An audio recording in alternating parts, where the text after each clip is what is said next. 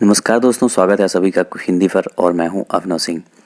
तो दोस्तों ये है पहला पार्ट जो नया सिलेबस आया है ट्रिपल सी का। अगस्त से एग्ज़ाम होने वाला है। तो आप लोग कह रहे थे ना, बहुत कमेंट में देख रहा था कि नए सिलेबस के बारे में बताइए, उसका क्लास शुरू करिए।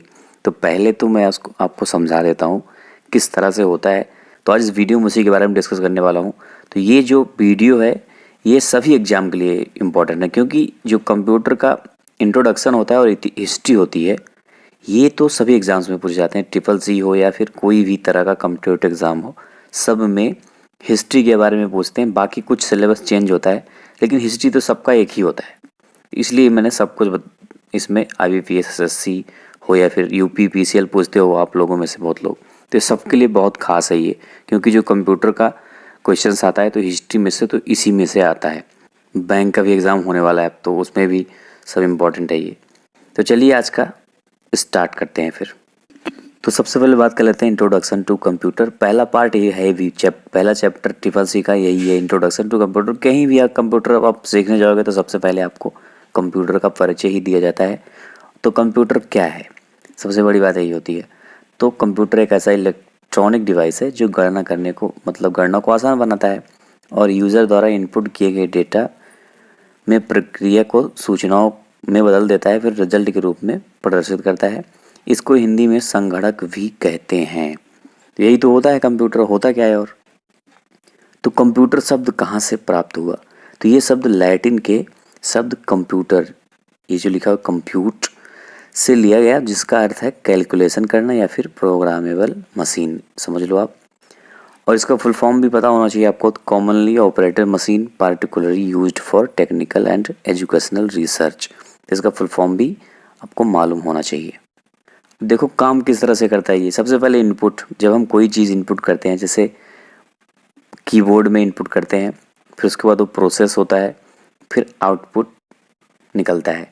फिर बिना स्टोरेज को हो नहीं सकता। जैसे आप कभी कभी देखो फ़ोटो जब लेते हो कैमरे से, तो उसमें अगर स्पेस नहीं रहता, स्टोरेज नहीं रहता, तो उसमें लिख के आ जाता है कि there is no space, there is no storage. जो भी लिख के आ जाए तो लिख के आ जाता है, तो मतलब आप फ़ोटो नहीं क्लिक कर सकते अगर उसमें स्टोरेज नहीं। तो कैमरा भी एक इनपुट डिवाइस होता है। तो देखो पहले इनपुट होता है, कैमरे से खींचते हो आप, फिर प्रोसेस होके आपके फ़ोटो बन जाता है बढ़िया सा, भाई प्रोसेस होके ही बनता है। फिर जब आप देखते हो उसे तो होता है आउटपुट। और बिना स्टोरेज के तो कुछ हो ही नहीं सकता, आपको पता है। तो इसी तरह से कंप्यूटर काम करता है। तो मोबाइल भी समझ लो कंप्यूटर ही है एक तरह से। तो कुछ इस तरह से स्ट्रक्चर उसका हो सकता है। तो इनपुट डिवाइस में देखो mouse, keyboard, scanner, joystick, mic, webcam, ये सब कुछ आ जाता है किसमें, इनपुट डिवाइस में। और प्रोसेस जो होता है वो CPU, जिसको प्रोसेसर भी बोलते हैं, माइक्रो प्रोसेसर के नाम से जाना जाता है। कंप्यूटर का हृदय भी इसको कहते हैं। बाद में CPU के बारे में आपसे डिस्कस कर दूंगा डिटेल से।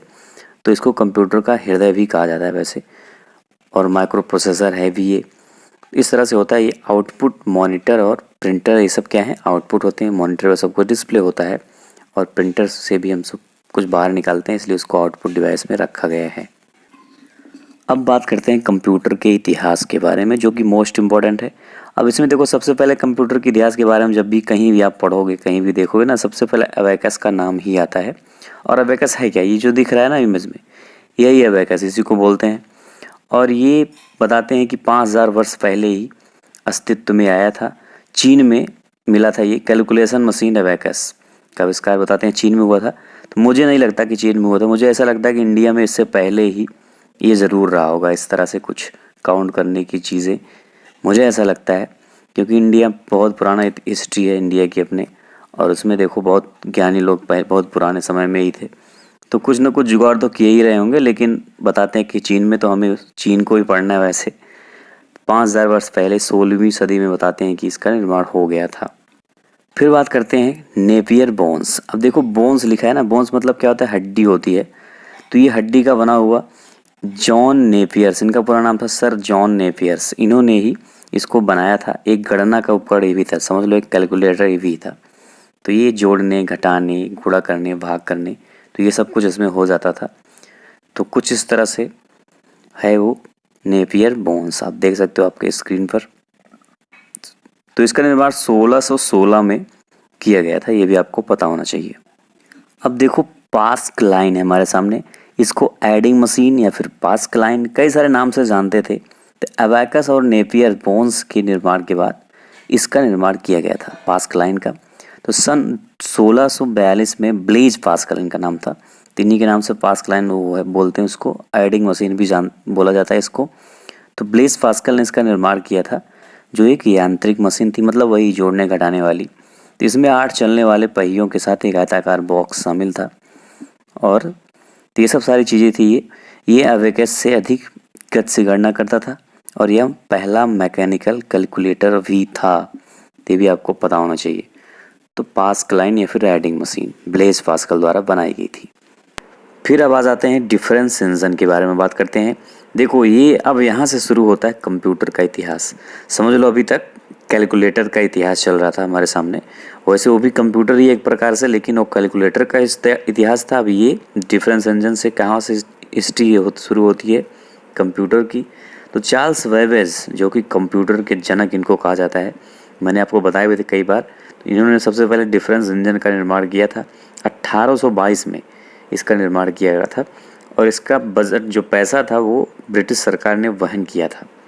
इसका नाम डिफरेंस इंजन रखा गया था। यह भाप से चलती थी, सबसे बड़ी बात यही इसमें, भाप से चलती थी ये। फिर आ जाते हैं एनालिटिकल इंजन, जो कि इसको भी चार्ल्स वेबेज ने ही बनाया था 1833 में। डिफरेंस इंजन का ये विकसित रूप था एनालिटिकल इंजन, उसमें बहुत खामियां थी, तो इसको इन्होंने इसकी रूपरेखा तैयार किया था। बाद में ये चल के बहुत अच्छा मतलब एनालिटिकल इंजन बना था। पहले तो स्टार्टिंग में तो वैसे ही बना दिए थे, लेकिन बाद में इसको डेवलप किया गया था अच्छे से, तो बाद में ये ज़्यादा पॉपुलर हुआ। स्टार्टिंग में तो ऐसे बना दी थी इसको। तो इसका निर्माण भी चार्ल्स वेबेज ने किया था। तो इसी वजह से उनको कंप्यूटर विज्ञान का जनक कहा जाता है। तो कंप्यूटर का भी जनक उन्हीं को कहा जाता है, फादर ऑफ कंप्यूटर, कंप्यूटर का जनक। तो ये सब सारी चीज़ें एनालिटिकल इंजन याद रखना। अब बात करते हैं होलेरिथ टैबुलेटिंग मशीन के बारे में। तो इसे टैबुलेटिंग मशीन भी कहते हैं। हेलोरिथ क्यों आता है इसमें, क्योंकि उसको हरमन होलेरिथ ने बनाया था और इसमें पंच कार्ड का भी इस्तेमाल किया गया था। तो पंच कार्ड का निर्माण भी हरमन होलेरिथ ने किया था, ये भी क्वेश्चन पूछा जाता है। इस मशीन को पहली बार कोलंबिया यूनिवर्सिटी में 1889 में प्रस्तुत किया गया था, तो ये भी आपको पता होना चाहिए। और ये टैबुलेटिंग मशीन कंपनी का निर्माण किया था इन्होंने। जब इसको मशीन बनाया तो इस कंपनी का निर्माण भी कर लिया था। तो टैबुलेटिंग मशीन कंपनी बनी थी इनकी, टीएमसी इसको बोला जाता था। फिर बाद में इसको बदल के इंटरनेशनल बिजनेस मशीन के रूप में ये जाना गया। आप जानते होंगे बहुत फेमस कंपनी IBM पूरे वर्ल्ड में छाई हुई है, तो वही है ये टैबुलेटिंग मशीन कंपनी से बदल के अब इंटरनेशनल बिजनेस मशीन बना दिया गया। इसके फाउंडर यही थे हरमन होलेरिथ। फिर डॉक्टर हॉवर्ड एकिंस मार्क 1, अब मतलब इन्होंने मार्क 1 नाम के एक कंप्यूटर का निर्माण किया था। अब इसका निर्माण देखो कैसे हुआ था। IBM के 4 शीर्ष इंजीनियरों व डॉक्टर हॉवर्ड, ये जो डॉक्टर हॉवर्ड आइकेन ने सन 1944 में एक मशीन विकसित किया। यह विश्व का सबसे पहला विद्युत यांत्रिक कंप्यूटर था। इसे हार्वर्ड विश्वविद्यालय को सन 1944 के फरवरी माह में भेजा गया, जो विश्वविद्यालय में 7 अगस्त 1944 को प्राप्त हुआ। इसी विश्वविद्यालय में इसका नाम मार्क 1 पड़ा। बहुत इम्पोर्टेंट है ये। तो मार्क 1 जो कि पहला विद्युत यांत्रिक कंप्यूटर था ये। फिर आ जाते हैं एनियाक पर। तो ये सब जितनी इम्पोर्टेंट चीज़ें मैं बता रहा हूँ, वैसे बीच में जो तो बहुत सारी मशीनें बनी थी, लेकिन कुछ खास जो है वही मैं आपको बता रहा हूँ जो ज़्यादा इम्पोर्टेंट है। जॉन मोजेली और जे प्रेस्पर एकर्ट जूनियर और उनके सहयोगियों के नेतृत्व में एक प्रोजेक्ट के लिए सरकार ने फंडिंग किया था। तो उन्होंने क्या किया, 1943 में इस कंप्यूटर का निर्माण किया। ENIAC का पूरा नाम क्या है, electronic numerical integrator and computer इसको बोला जाता है। तो 1946 में ये बन के तैयार हुआ था। ये भी पूछा जाता है कब बना, तो 1946 में बना और यह विश्व का पहला इलेक्ट्रॉनिक कंप्यूटर के रूप में जाना जाता है। ये भी क्वेश्चन बहुत आता है कि पहला इलेक्ट्रॉनिक कंप्यूटर कौन सा है, तो ENIAC है। तो आप समझ सकते हैं आप। तो इनका फाउंडर अगर पूछे ना तो इन दोनों का नाम आता है, जॉन मोजेली और जे प्रेस्पर एकर्ट। बाकी कई लोगों ने मिलकर बनाए थे इसको, लेकिन ये दोनों मेन थे ना। फिर आ जाता है यूनिवॉक, यूनिवर्सल ऑटोमेटिक कंप्यूटर। इसका निर्माण अमेरिका में जॉन मोजेली और जे प्रेस्पर एकर्ट ने मतलब वही दोनों जो ENIAC बनाए थे, उन्हीं दोनों ने मिल के यूनिवॉक भी बनाया था। यूनिवॉक 1 है, पहला था। तो 1951 में इसको बनाया था, इसको 1946 में बना था और ये उसके 5 साल बाद इसको डेवलप किया गया था। तो यह विश्व का पहला कॉमर्शियल कंप्यूटर के रूप में जाना जाता है। ये भी क्वेश्चन आता है कि विश्व का पहला कॉमर्शियल कंप्यूटर कौन था, तो यूनिवॉक, और इसका फुल फॉर्म भी बहुत पूछा जाता है, तो यूनिवर्सल ऑटोमेटिक कंप्यूटर। इसका निर्माण तो आप पता ही आपको, इन दोनों ने किया था। इन दोनों ने ही उसको ENIAC और यूनिवॉक दोनों बनाए थे, ठीक है। फिर दोस्तों इस वीडियो में इतना ही। अब नेक्स्ट वीडियो में मैं अब डिस्कस करूँगा जनरेशन ऑफ कंप्यूटर, और भी बहुत सारी चीज़ें हैं, सबके बारे में डिस्कस करूँगा आपसे डिटेल से। तो बहुत इंपॉर्टेंट वीडियोस हैं ये जो बना रहा हूँ, ये आज वाला भी और आगे जो बनाऊँगा सारे इंपॉर्टेंट है। तो जिनको भी अच्छे से जानना है कंप्यूटर के बारे में तो अच्छे से सीख लो, मौका है आपके पास। फिर इस वीडियो में इतना ही। वीडियो पसंद आए तो लाइक करना, और जो लोग नए हो चैनल को सब्सक्राइब करके बेल आइकॉन जरूर प्रेस कर देना। फिर नेक्स्ट वीडियो मिलते हैं, तब तक के लिए जय हिंद, जय भारत।